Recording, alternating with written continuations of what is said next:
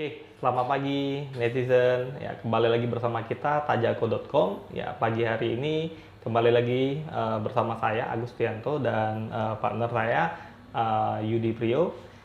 Untuk pagi hari ini mungkin kita akan membahas sedikit mengenai permasalahan pemutusan hubungan kerja atau PHK dalam masa pandemi coronavirus ini. Nah, di dalam masa pandemi coronavirus ini kalau kita lihat mengakibatkan perekonomian cukup kacau ya, Pak Yudi ya. Dalam hal ini kalau kita lihat banyak sekali perusahaan-perusahaan yang tutup ya, terpaksa tutup atau memang tidak memiliki pendapatan lagi.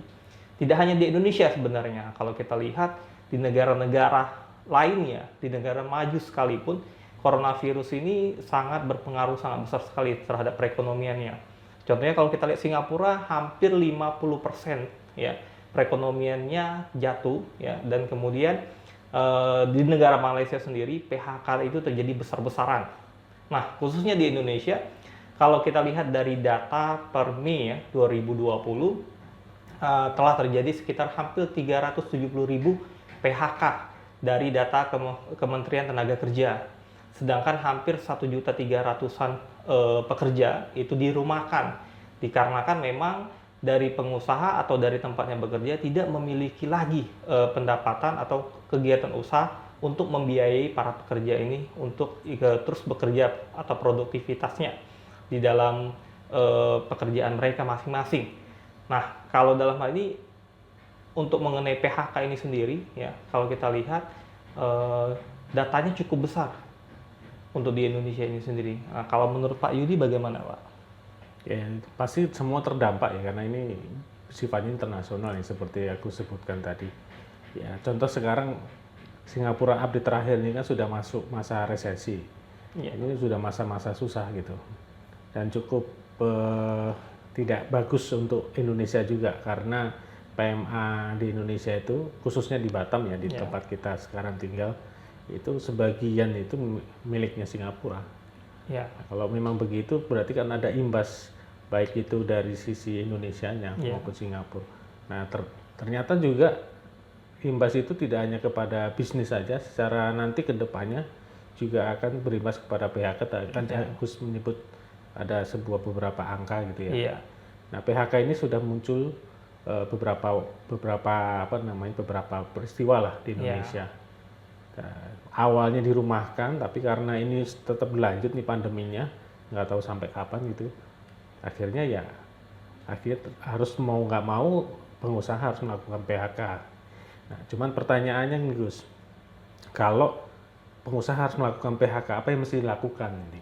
Iya, ini merupakan suatu seperti buah si malakama, Pak ya. Kalau kita bilang kita PHK, otomatis di sini ada kerugian, baik itu dari pengusaha atau dari pekerja. Kalau pengusaha tidak melakukan PHK di sini, maka pengusaha mungkin akan terbebani dengan biaya-biaya atau cost yang mungkin harus dibayarkan kepada pekerja ini.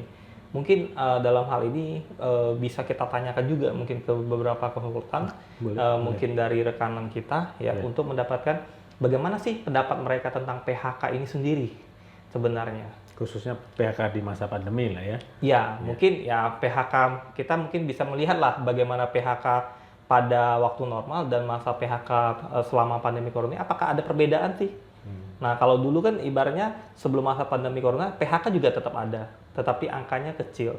Tetapi kalau sekarang ini angkanya benar-benar besar, apalagi pemerintah sudah menetapkan nih masa virus corona ini atau penyebaran COVID-19 ini sebagai suatu bencana nasional yang sudah dianggap ini suatu pandemi gitu dari suatu wilayah, bahkan meluas secara global di dunia ini sekarang. Mungkin kita ingin mengetahui bagaimana sih PHK baik secara umumnya ataupun dalam masa COVID-19 ini.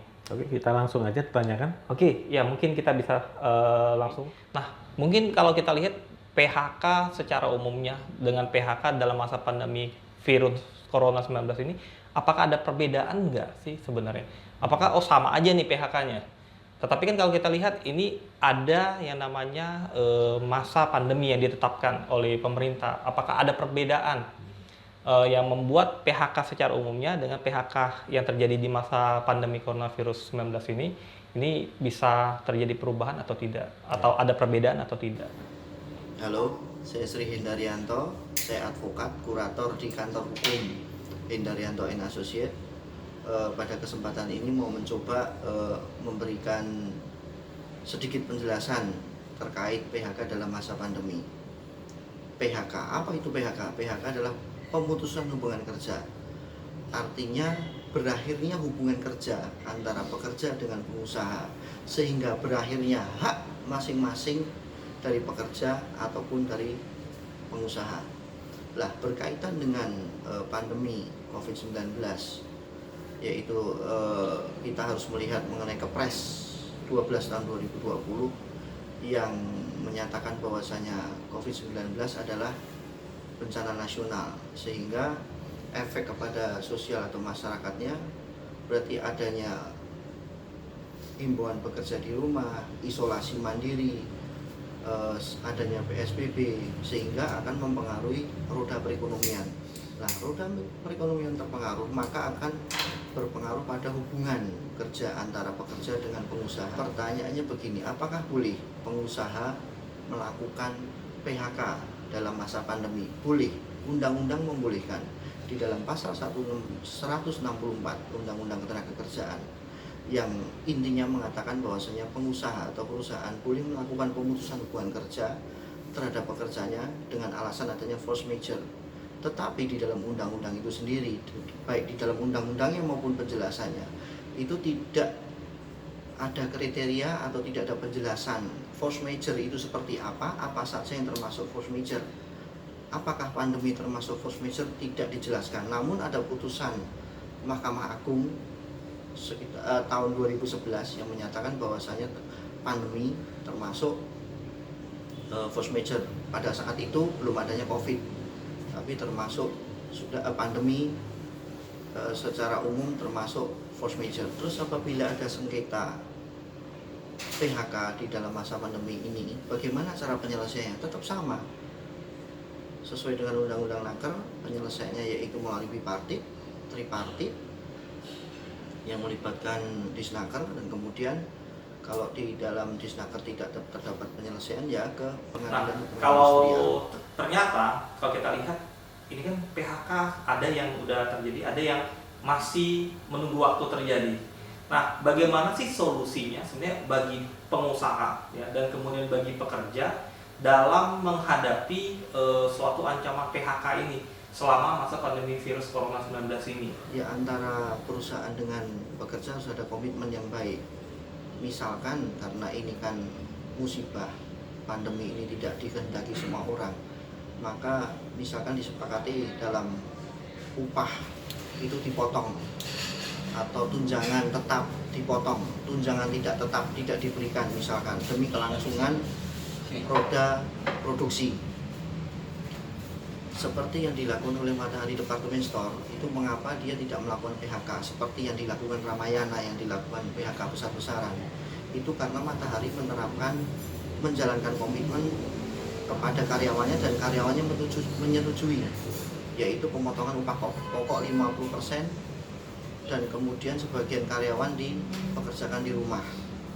Hati-hati ya, dalam pengertian PHK, pemutusan hubungan kerja, dengan dirumahkan itu sangat berbeda. Dirumahkan itu belum tentu di PHK, tapi kalau di PHK pasti hubungan kerja antara pengusaha dan pekerjanya itu putus. Jadi dari beberapa pertanyaan yang mungkin tadi kita diskusikan, ternyata memang kalau kita lihat secara umumnya dan secara globalnya, ternyata masa pandemi coronavirus 19 ini ternyata memiliki efek yang cukup besar gitu dalam dunia ekonomi khususnya, Pak. Kalau kita lihat sebenarnya memasuki semua sektor, Pak ya. Tidak hanya ekonomi, tapi memang ekonomi ini paling terasa, Pak. Kalau kita lihat dulu banyak perusahaan yang mungkin terbuka, investasi luar negeri yang masuk, ternyata sekarang pada tutup gitu. Dan ternyata memang PHK ini ya salah satu imbas lah mungkin dari coronavirus ini sendiri. Mungkin ada tambahan dari Pak Yudi sendiri? Saya pikir kalau kelanjutan dari mungkin ada dari rekan-rekan yang ingin mengetahui lebih lanjut harus seperti apa detail-detailnya, bisa menghubungi kami di tajako.com. Nanti linknya ada di bawah ini, silakan. kami juga sudah ada konsultan-konsultan yang memang siap untuk mendengarkan keluh kesah rekan-rekan sekalian, terus memberikan solusi. Itu yang paling penting. Mungkin yang paling penting ini masyarakat bisa bertanya langsung, Pak ya. Iya, betul. Bertanya langsung, nggak perlu datang, karena mungkin masa pandemi ini kita ibaratnya masih dalam masa jarak, menjaga jarak. Iya. Kemudian mungkin yang di daerah-daerah lain yang mungkin yang sulit untuk menemukan konsultan hukum mungkin juga bisa langsung mengakses ini ya. Iya. Berarti ini sangat gampang sekali nih, Iya. Pak Yudi. Memudahkan. Memudahkan, Iya. ya. Jadi nggak perlu datang ketemu, tinggal lihat jadwal kita dan tinggal pilih konsultan yang memang sesuai dengan kebutuhan dari masyarakat sendiri. Kira-kira ingin meminta penyelesaian atau solusi yang bagaimana. Oke, terima kasih ya atas para konsultan ya yang sudah memberikan jawaban-jawaban tadi yang sangat luar biasa. Dan mungkin ya salam dari kami tajako.com, tetap menjaga kesehatan ya, kemudian jaga jarak ya, kemudian gunakan masker dan tetap jaga kesehatan dan taati apa yang disarankan dan diperintahkan oleh pemerintah kita dalam menghadapi wabah virus corona 19 ini. Terima kasih, selamat siang, sampai jumpa di lain waktu yang akan datang.